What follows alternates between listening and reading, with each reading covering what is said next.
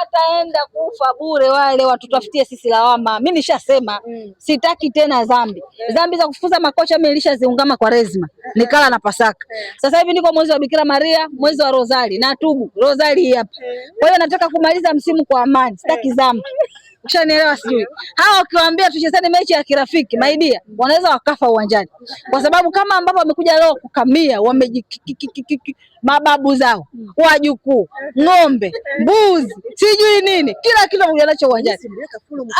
Sisi tumeweka full mkoko, hatukatai. Sasa tumpange nani? Alafu kwanza naomba TFF wachunguzi wachezaji wa Simba. Ahmed amesema leo wamechezesha mchezaji mwenye miaka 9.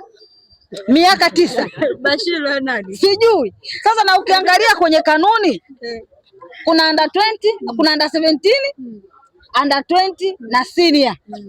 Na kanuni tunahitaji kwenye under 20 upandishe wachezaji 3. Tunazungumza ni under 20. Simba anatuambia leo kachezesha mtoto wa miaka 9. TFF tunaomba wachunguze umri wa wachezaji wa Simba. Sisi tuko tayari kwenda kuchunguza umri wa wachezaji wetu. Na ikigundulika kweli kama Ahmed alivyosema amechezesha mchezaji wa miaka 9, sisi hizi pointi tupewe sisi TRA. Kwa sababu kanuni hairuhusu uweze kumcheza mchezaji wa miaka 9. Mchezaji miaka 9 anaweza kaa hana hatari. Hapana, miaka 9 kanuni inaruhusu. Wewe unazungumzia miaka. Sio yani unazungumzia miaka, sio miaka 19, miaka 9. Kasema Ahmed mwenyewe kwamba sisi leo tumechezesha mchezaji wa miaka 9. Kanuni inaruhusu kuchezesha mchezaji wa miaka 9.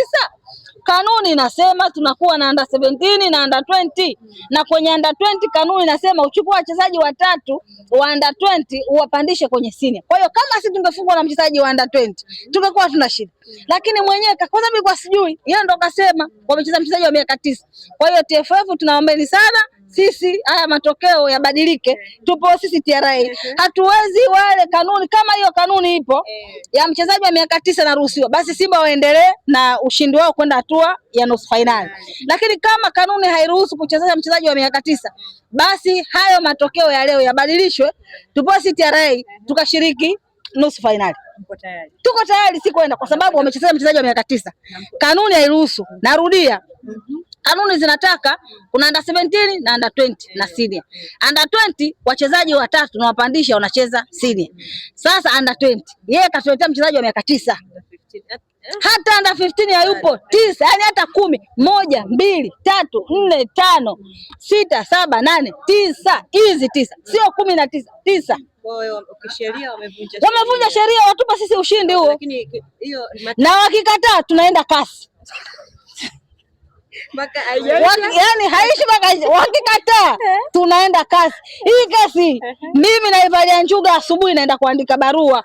Kwa nini Simba wachezeshe mchezaji wa miaka 9? Wanasema leo kwa zamu yako kukusanya mapato. Kukusanya kodi. Hawa na kulipa kodi. Unajua Simba. Kwenye kodi sio tumekusanya. Ilipo TRA kodi lazima ulipo. Yaani leo kwa zamu yenu kutoa, yani kulipa. Maana ukinunua dai receipt, ukiuza toa receipt. TRA kwa pamoja tunajenga taifa letu. Zingatia hii. Mimi naenda kasi. Lazima haya matokeo tupoe sisi TRA. Shukrani sana. Dogo.